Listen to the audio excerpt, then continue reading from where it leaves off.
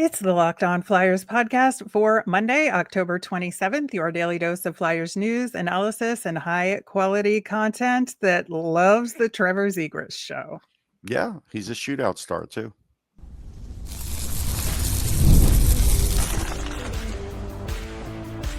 Your Locked On Flyers, your daily podcast on the Philadelphia Flyers. Part of the Locked On Podcast Network. Your team every day.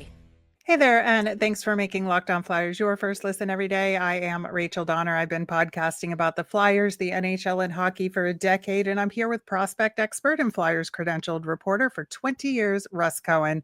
Today's episode is brought to you by FanDuel. Download the FanDuel app now by visiting FanDuel.com. You can win $300 in bonus bets if your first $5 bet wins. To keep up with our latest episodes and Flyers news, you can find us at Locked On Flyers on all your favorite socials. And of course, here on the Locked On Podcast Network, your team every day. Russ, we did get an exciting shootout win versus the New York Islanders. We're going to get into that, plus take a wider look at the Flyers shooting so far this season, because that was an area of concern going into this season for sure. And then, of course, we will get to our nemesis of the week, it being Monday. But really, I think good effort by the Flyers on Saturday, especially coming from behind. I think, it was really good to see these one-off replacements again. Last time we saw it with Luchenko and Abels. And then this time we see Zamula come out and Yinning come back in, and like just fine tuning. And I think that's the point that Rick Tockett's at. And I think it's a good one. But also, again, Trevor Zegras, welcome to the Philadelphia Flyers here. Yeah. With that performance. Yeah, he had this game that we kind of were all waiting on. I said it on a few shows that if he's really not going to be a center, and right now he's not, Rick Tockett's hiding the fact that he's, that Dvorak's a hybrid. All that's great. Whatever. He takes 90% of the faceoffs. If he's a point a game, it's fine. You don't care then. And right now he's a point a game. Right. So that's good. So, and he's always been a shootout star, and that's going to help them get a few other points too. And so all those things are a positive. He always has a positive attitude. So yeah, that was a really good game. But he did the one thing that most Flyers are not willing to do. Now I will add, I tweeted that Noah Cates is the only Flyer listening to Rick Tocchet and going to the net. Now Zegras did on a play too and got a goal. Yeah. Nobody else is, though. Nobody. And the coach is preaching it and wants it, and really nobody's doing it. Yeah, I think, Grabenkin wants to. I think it's hard for him to do that given the line he's on and the speed and where he has to be positionally. Yeah. There absolutely is. But I do like going back to that line with Dvorak and Michkov. I think that on paper, it seems troublesome to put Michkov on a third line, but I love this line. That's the thing. It's the line is working so well together that it's worth it, in my opinion. Good line because it's producing. Yes. But if it only produces the Zegras way and not so much the Michkov way, that's when it might change at some point, and that duo will stay, and then Michkov will be on a different line. That's the problem, is Michkov has not really excelled on any line this year. And it's not really his fault. It's just they haven't found one for him. Right. And that's the fair part about what you're saying. But I do think like Dvorak and Zegras, they tried to make Michkov and Zegras a thing, but it's really Dvorak and Zegras that is turning out to be productive here in more ways than one. And I think that has been a fascinating development here. But I do think there is a way for Michkov to get going on this line, but I don't know how much time they're going to end up giving it to make that happen. Right. I think, look, I mean, obviously Zegras can get him the puck, and Dvorak is a pretty good passer, but the longer that Dvorak plays on that line, if they keep it as their third line, fine. If they keep it as a second line, the matchups may hurt Dvorak later in the year. It's early in the year. So right now, yeah, he can get away with it, but that's the problem that he had in Montreal too. Yeah, that's fair. That is absolutely fair. Looking at the other lines, I think the top line did struggle a little Oh bit, yeah. but I think it was okay given how the other guys played, that there was a balance out and, they won the game in the end. So I think that there's a point where you want to have all your lines firing at all cylinders, right? And this was just a game where, the second, third line kind of picked up the slack a little bit because you saw like Tippett missed a couple of, grade A chances there. I think Konechny was a little bit sloppy at times there. Couturier was fine, but I think it was just one of those games where other lines kind of picked up the slack for that. I think there's that, but I do think already we're starting to see a little deterioration in Couturier in the usage and everything. Like I was noticing in big spots that JG Pageau was winning faceoffs pretty regularly on Couturier.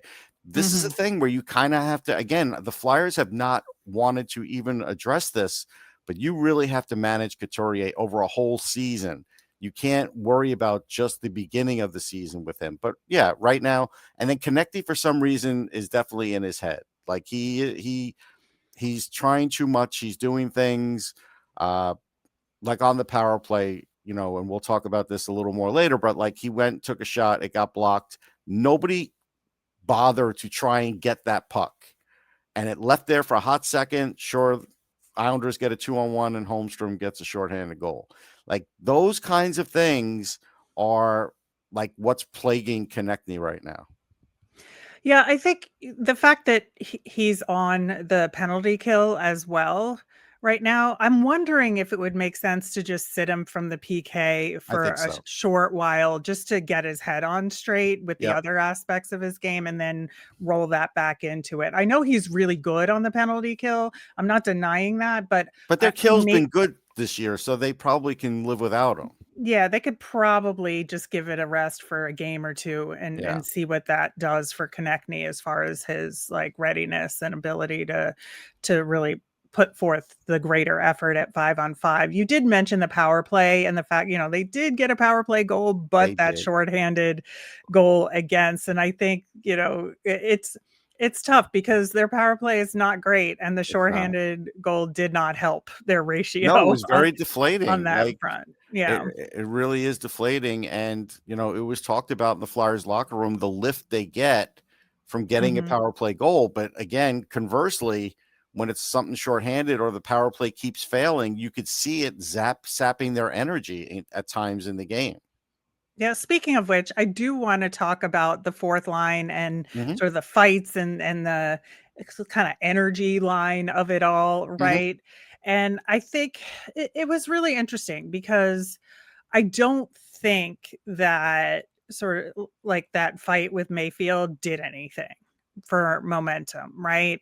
It No.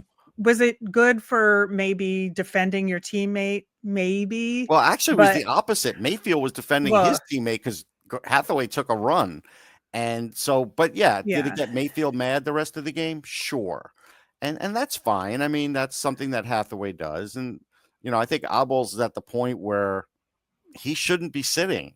Like there should be no more rotating. Like I think he's proven his worth for now, and unfortunately, that means Jet Luchenko needs to go back. Like he's not playing.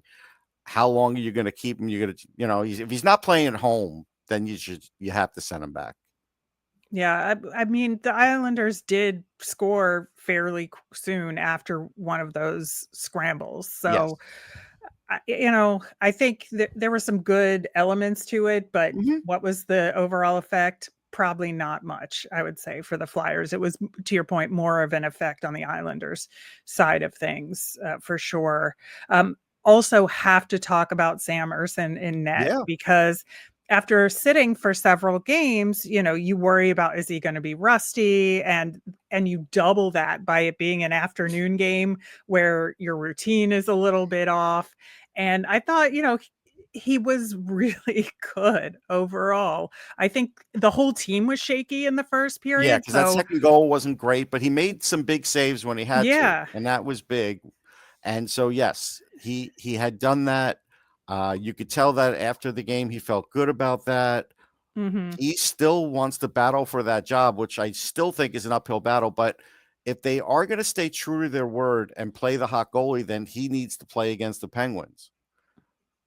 Yeah, that's going to be a really So interesting now we don't decision. know how that's going to go, but I'm just saying, like, that's my feeling as far as the vibe of it. And that's how Ersson let off his presser was, yeah, we're kind of going with the hot goalie, and that's okay. I'm good with that. So if that's the case, then he should be getting the next start. Right. I would say so, given that. I think obviously that big save in the third period and the other one in Yes. overtime were just tremendous. And Great save. they weren't panic saves. They were No, they were timely. Like, yeah. you had to make those saves to kind of keep any momentum you had, and they did. Yeah, I'm just saying from his positioning, like it wasn't him flailing to make a save because he was out of No, position. They were positionally sound, excellent saves. those And I think were. that was important. He still was giving up too many rebounds, though. There were times where he was giving Yes, some that's fair. rebounds up the middle, and the Flyers defense did get the puck out of there. So those points were good. So he's still a Yep. work in progress for this year. Yeah, and of course, very good in the shootout. Oh And yeah, he's always good in the shootout. Like, I never worry yep. about him in the shootout. For some reason, he's good at it. Yeah. Well, speaking of shots, we have some data now for the beginning of the season to look at the Flyers' shot attempts and what's working and what's not, and who's excelling and maybe where we need to pick up the slack. So we're gonna widen the picture on that conversation coming up next. The NFL season's here, and FanDuel has an offer you don't want to miss. Right now, new customers can bet just $5 and get $300 in bonus bets if you win. That's right. Pick a bet, put down $5, and if it hits, you'll unlock $300 in bonus bets to use across the app. I love how FanDuel gives me so many ways to play. I've built parlays, tried player props, and even followed the live lines during games. It makes watching football even more exciting when you got a little something riding on the action. Whether you're a casual fan or love diving into the stats, FanDuel makes the game day experience so much better. Again, I still go with Justin Herbert for MVP, and I'll let you know when I think the Jets might win a game if you want to bet on that. So what are you waiting for? Visit FanDuel.com to download the FanDuel app today and get started. On tomorrow's show, we will be previewing that matchup against the aforementioned Pittsburgh Penguins, who are doing real good so Yeah, far very this surprised. Dan Muse has season got their overall. defense playing well.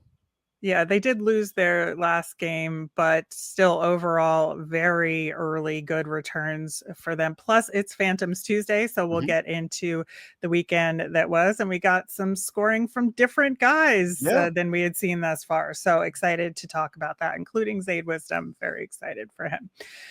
Plus, we're going to answer your mailbag questions on the Wednesday show. So get those in. You can email us at lockedonflyers@gmail.com, send us a message on any of our socials, or comment on our YouTube channel. So now that we're 8 games into the season, we can start to look at some trends with shooting. And we talked at the beginning of the season about how they needed to take more shot attempts and get their shot accuracy better, right? Yeah. Because that was going to translate into goals, and that they'd been missing the net in past years and weren't getting high danger chances. And so when you look at it, game to game, the shot attempts are actually, for the most part, pretty good. There were 2 kind of dud games, I would say. The first one against Florida, and the game against Winnipeg. Their shot attempts were pretty low. But they've been in like the high 40s up to even 60 in the second game against Florida there. The issue comes into play here where they're missing the net still quite a bit, and they're getting their shots blocked. So, like, what do you think is going on there in terms of the overall team and their shot selection? I mean, as far as missing the net, like, I don't know, man. I've talked about it for probably 3 years now. What I've noticed lately is I think they're rushing it when they shoot. I Yeah. think they're in such a rush to not get blocked that they're trying to get their shot on net or somewhere in the middle where it could get in the scrum and you don't know what's going to happen, that they completely miss. I've seen Drysdale do it. I've seen Tippett still do it a bit, not as much because this year he's doing better with that. But I've seen it from various players. That's a tough one. What we don't see from the Flyers blue line is nobody walks the line on the blue line No, defensively. Nobody. not even And Drysdale. not And even that's like what he Drysdale. does best, right? That's what allegedly, I mean, we used to see it. We saw a little of it last year. And so, like, that's how you get around that as a defenseman. If you can walk the line, you will get your shot because you will make your own opening. It's just not happening. Yeah, and it is like a tale of two cities Yes. almost between the It's a good forwards and book. the defense. Yeah, it is. It was the best of times. It was the worst of times with, the forwards and the defensemen on the Flyers. Because if you look at the forward side of things, I think nobody would be surprised by who has the most shot attempts per 60 so far. Shot attempts per game is, Owen Tippett is by far the most. And that kind of bears out by the Yeah. eye test. He's got almost 20 shot attempts per 60 and Yeah. 5.5 shot attempts per game so far. Noah Cates is up there. Tyson Forster is up there. And then it kind of like trails off a little bit to So let's talk about Dvorak. the second one. Yeah. Should Noah Cates be up there? I tell you no. I say that's actually a bad sign for the team because Noah Cates will literally do anything you want. Play any role you want. You tell him to go to the net, he'll go to the net. You tell him to play defense and shut down. And by the way, he did shut down Matt Barzal, did a great job. Right. He'll do that. Should he be that guy for that? No, others should be stepping up. Well, I would be concerned about it if Tyson Forster wasn't essentially matching him on that line, right? I think that it's clear that Bobby Brink is a little more streaky on Yes. that line of them. So he's a little bit further down the list here. But the fact that Tyson Forster is matching his shot attempts per game to Noah Cates, I think that's okay for that line. No, that part's good. I just mean overall. Like, I feel like there's Oh, other. yeah. Travis Konechny should be higher. Now, he does have a pretty close to those guys with shot attempts per game there. So, I'm slightly less worried, but the problem is like he's been a lone wolf for a little bit on that front. But now that he and Tippett are on the same line, is Tippett kind of taking away from his chances to take shots a little bit, right? A little bit. So that's where some of Okay. those numbers are coming into play there, I think. But you look at shooting percentage, which is the concern we've had. Owen Tippett's actually doing okay. He's got a 20% success rate there. Tyson Forster, 21.4, really like that. The aforementioned Noah Cates is at 17.6. Trevor Zegras is at 18.2. Really good there. I think it's just like we need to be seeing some more shot attempts from other guys. And Michkov is the guy that stands out here on the forward side. On the forward side, and you didn't mention one defenseman. Well, no, because we're going to have a separate conversation about the defenseman. There's a little prelude there. But yeah, Michkov should have more. Again, because he's got half the shot attempts per 60 of Owen Tippett, and it should not be that way. No. Again, when I'm watching him in games, it was nice to see him get the shootout goal. That was big. Oh, it was great. And he was out there in overtime. It took a while. I think it was fourth, fourth shift. I don't like that, to be honest. Look, I mean, right now, and Rick Tocchet talked about it and talked about him kind of getting it. Like, I think there's a point you have to abandon the getting it. And I think there's a point where you say, okay, he's getting it enough that I could tell him, listen, you could start acting more on. I mean, Rick Tocchet is saying, I'm not taking the stick out of his hand, but he's not telling him that. But that's the effect that happens in Michkov's mind, because you could see that he's not playing with that same looseness that he did for the end of last season, that last 25, 30 games. Right. Yeah. And I think that's making him pass rather than shoot. And I think that's kind of leading to these numbers that we're talking about here. You mentioned the blue line for the Flyers. This is where it's the other side of the fence here, because the Flyers blue line has one goal this season from Travis Sanheim, and that is it. 1 goal. And that is not great. And we're not seeing enough shots from anybody on the blue line except for Drysdale and Sanheim. I would say all the other defensemen need to pick it up a little bit, even just taking the shots from the point that are going to end up in rebound attempts. But you're looking at shot attempts per game from the blue line, and Drysdale is your number one, and it's only 3.8. That should be up to like 7 or 8. Yeah. Right? I mean, it's rough. I mean, because like we know the third pairing's not going to generate shots. They're Correct. just not. And so that's already taken away. And we've talked about the zone entries, which are still ugly. But now you've got Nick Seeler taking more shots because he has to. And it's like, it upsets the balance of really what Nick Seeler's position should be. I'm not saying it's not nice if he doesn't get an occasional goal, but is he the shot you want to get on net? No.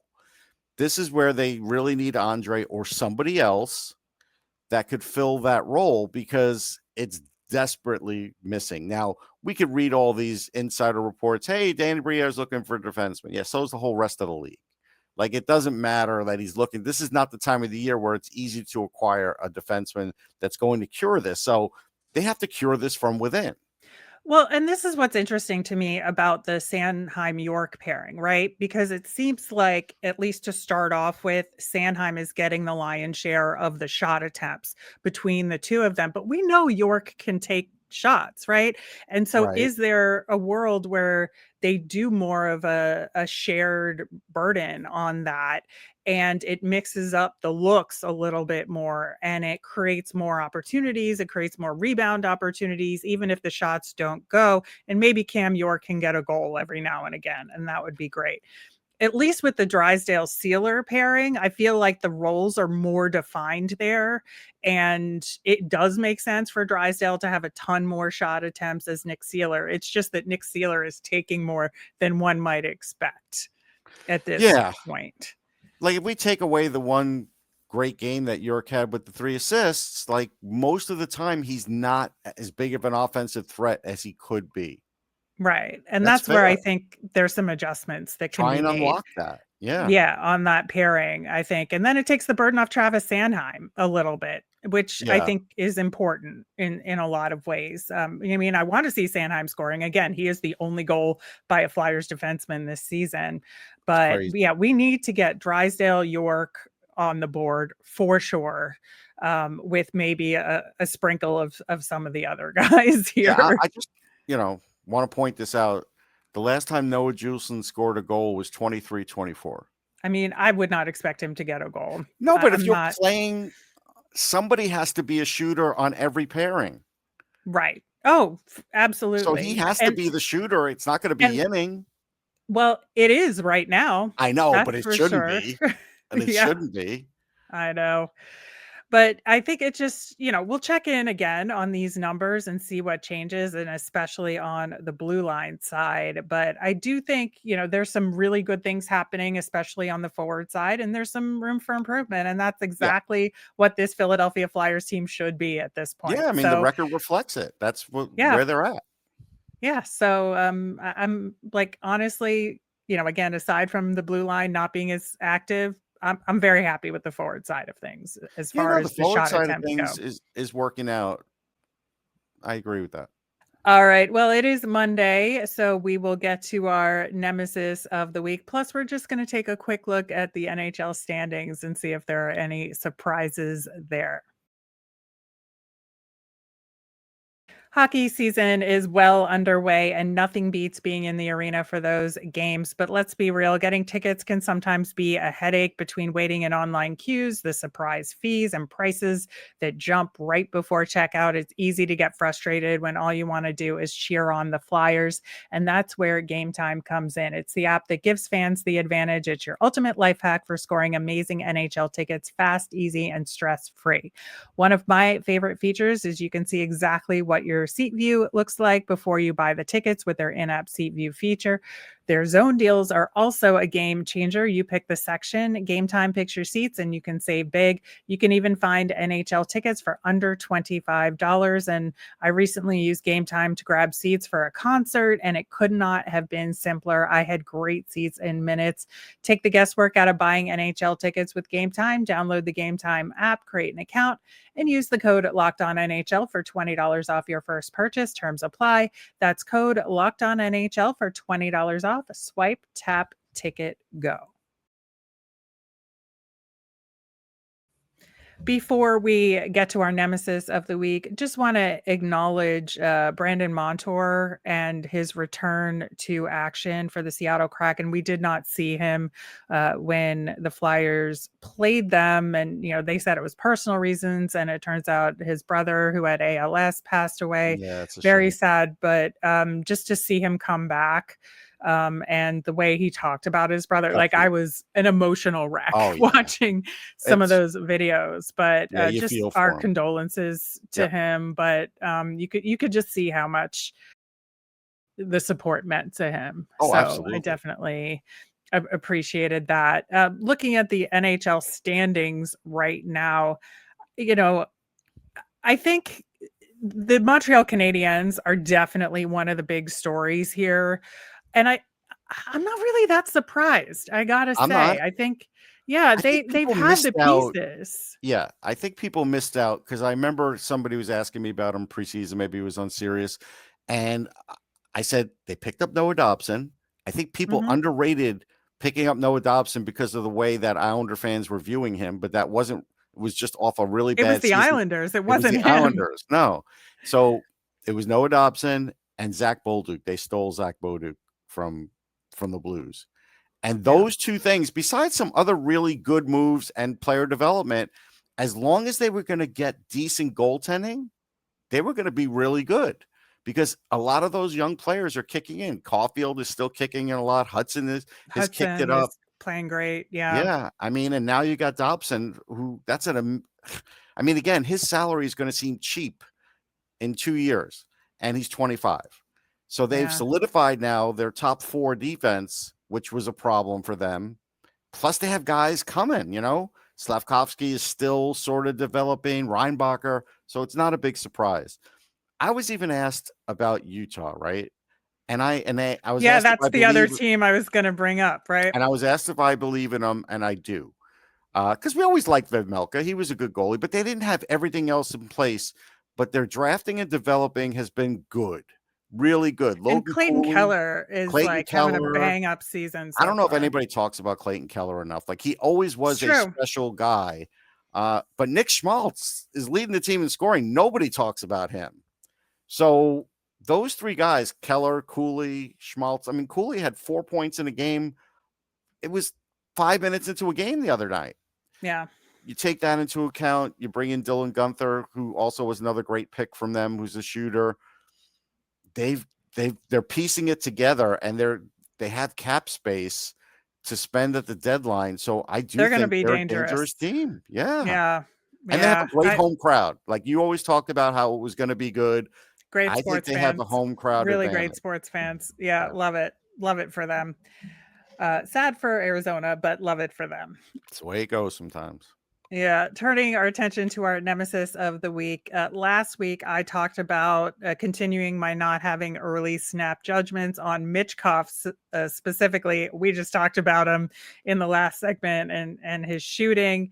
And, there's still room for improvement, but there's still some opportunities there to shift some things around. So I'm still not entirely worried there. You talked about the Winter Olympic rink situation that we still don't know if the ice is going to be okay for them. Teams that still don't have the preliminary rosters in. I know. It's the Olympics. It's going to be crazy. For me this week, when the game against the Islanders first started and they went down 2-0, there started to be in my social media feed a little bit of tanking talk, and that I saw posts of, I don't love watching the Flyers lose, but they have to lose. And this was the first time this season I saw Yeah. any significant amount of that conversation. Well, you know why? And It was because of and Matthew I don't Schaefer. love it. No, but they saw Matthew Schaefer on the ice, and that's what I think was That's doing fair. it. And he looked great, and he was the best defenseman in overtime. Like Brink couldn't even get the puck near him. Yeah, I mean, there's something to that, but There is. I thought it was really interesting that we hadn't seen it as of yet, given everything around this upcoming draft. But I don't want this to be part of the narrative quite yet in the Flyers conversation. I think there's room for this growth and everything that we've been talking about, and we're like, we got to pump the brakes a little bit on talking about tanking at this point. No, that's fair. I agree. So now I'm going to take streaming companies to task for something else. We always talked about networks, right? Like, I don't watch that many network shows anymore. I have a few that drop into my DVR, but very little. But streaming services have turned into networks. They all conglomerated up. They all show way more commercials than we all want, because the average person is not going to be able to buy ad free on all these services. They just can't. And now they're just bombarding ads on these services. Now, I ignore the ads fine, but it's a time sucker. And tell me how they're better than networks at this point. Like, first it was the cord cutters, right? And it was like, cable stinks. We got all this cord cutting. And then it kind of came back in the last couple of years. And now it's like, this is falling back to the mean. And so, like, yeah, Netflix has turned into just another network as far as I'm concerned, with the amount of commercials they throw in, and everybody else, Hulu, all of them. Because now that's it. They decided, hey, we already have your money for your subscription, so now we could sell ads too. We might as well make it on both ends, because you can't do anything. You're locked in. So, oh well. Yeah, it is really interesting how we originally got streaming services to have an ad-free experience, and now like we just don't have a choice anymore. No. And Unless you want to pay a lot more it's money. not great. It's like A lot more money. Yeah. Yeah, it's not great. Not great at all. So I concur with your nemesis this week.